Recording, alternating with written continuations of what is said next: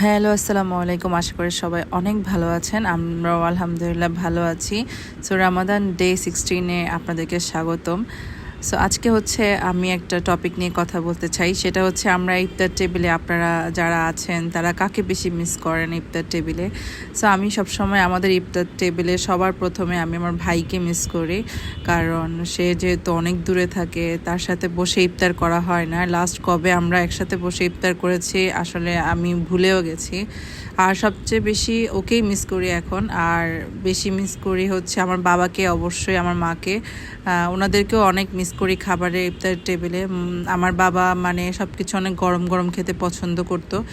So আমার মাও গরম গরম এনে টেবিলের উপরে দিত।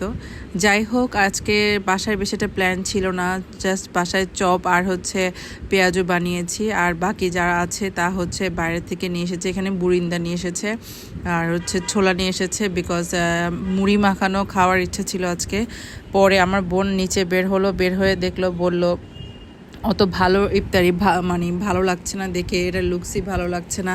কারণ বাসার ইফতারি খেতে খেতে না অভ্যস্ত হয়ে গেছে। যাই হোক, আমরা শর্মা নিয়ে এসেছিলাম, তারপরে দই বড়া নিয়ে এসেছিলাম। আমি আর আমার বোন দই বড়া খুবই পছন্দ করি।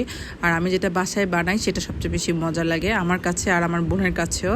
কিন্তু আসলে সময় স্বল্পতার কারণে বানানো হয় না, বা হ্যাসেল মনে হয় তাই বানানো হয় না।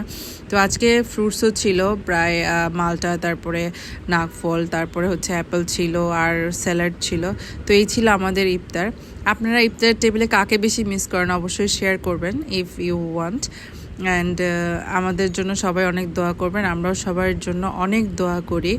আর ফ্যামিলির সাথে মিলে মিশে হচ্ছে মানে ইফতার খাওয়ার মজাই আলাদা। আর ফ্যামিলি যখন দূরে থাকে তখন আসলে মনটা খারাপও হয়, কারণ একা একা কি করে না করে।